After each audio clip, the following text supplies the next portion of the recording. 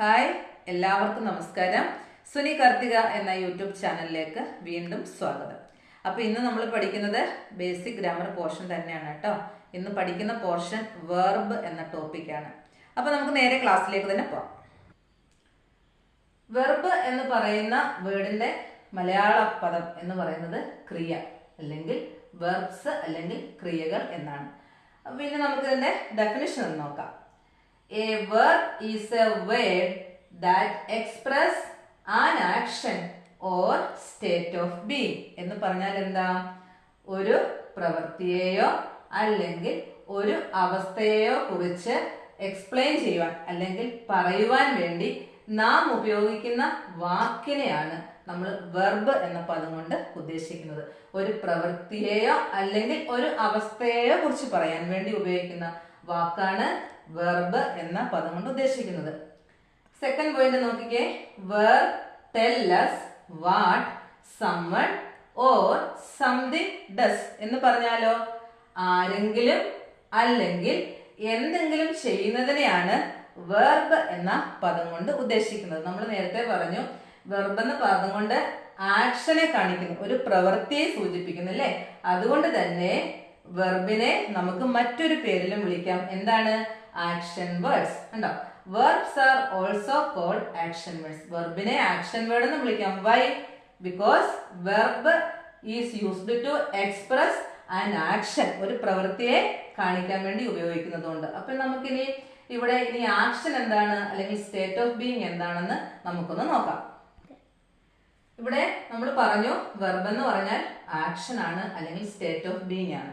ഇനി ആക്ഷൻ എന്താണെന്ന് നോക്കൂ.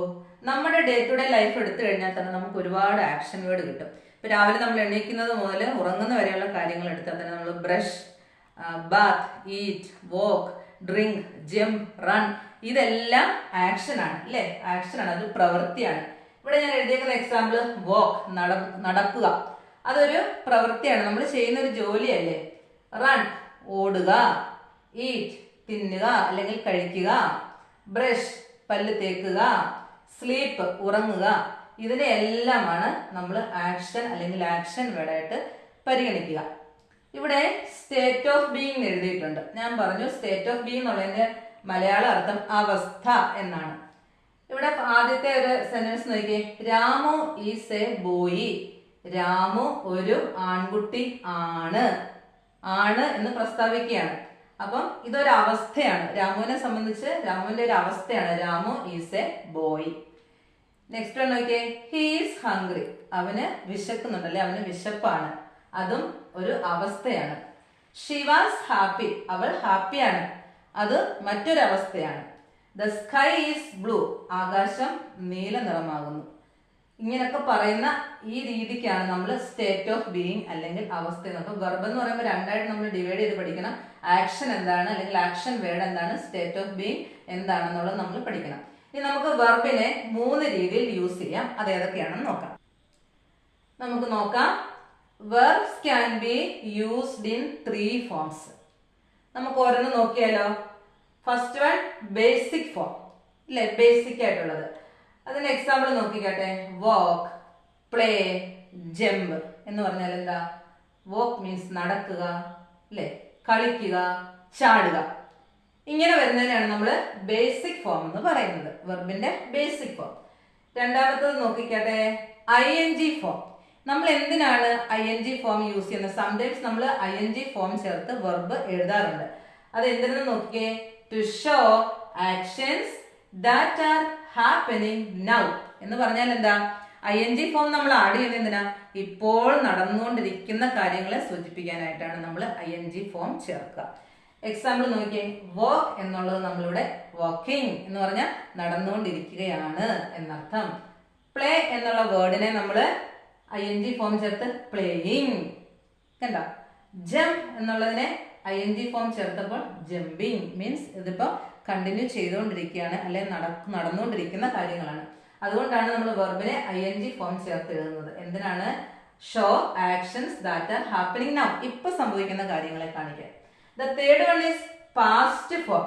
നമുക്കറിയാം പാസ്റ്റ് എന്ന് പറഞ്ഞാല് കഴിഞ്ഞ കാര്യങ്ങളാണ്, ഇപ്പൊ ചെയ്യുന്ന കാര്യങ്ങളല്ല. ഇതിപ്പോ നൈറ്റ് ടൈം ആണ്, ഒന്നിൽ ഇന്ന് രാവിലെ സംഭവിച്ചായിരിക്കാം, അല്ലെ രാവിലെ ചെയ്ത കാര്യമായിരിക്കാം, ഉച്ചയ്ക്ക് ചെയ്തതായിരിക്കാം, ഒരുപക്ഷെ ഇന്നലെ എപ്പോഴോ ചെയ്ത കാര്യങ്ങളായിരിക്കാം. അങ്ങനെ വരുമ്പോഴാണ് പാസ്റ്റ് എന്ന് പറഞ്ഞത് കഴിഞ്ഞ കാര്യങ്ങൾ. നോക്കൂ, വോക്ക് എന്നുള്ളതിന്റെ പാസ്റ്റ് ഫോം എങ്ങനെയാണ്? വോക്ക്ഡ്. പ്ലേ എന്നുള്ളതിന്റെ പാസ്റ്റ് ഫോം പ്ലേഡ്. ജംപ് എന്നുള്ളതിന്റെ പാസ്റ്റ് ഫോം ജംപ്ഡ്. ഇവിടെ നമുക്കൊരു കാര്യം ശ്രദ്ധിച്ചാൽ മനസ്സിലാകും, വെർബിന്റെ പാസ്റ്റ് ഫോം നമ്മൾ എങ്ങനെയാണ് ഫോം ചെയ്തെടുത്തിരിക്കുന്നത്? തന്നിരിക്കുന്ന ആക്ഷൻ വേർഡിന്റെ കൂടെ അതിന്റെ എൻഡ് പോർഷനിൽ നമ്മൾ ഇ ഡി ചേർത്തിട്ടുണ്ട്. കണ്ടോ? Walk plus E D, walked.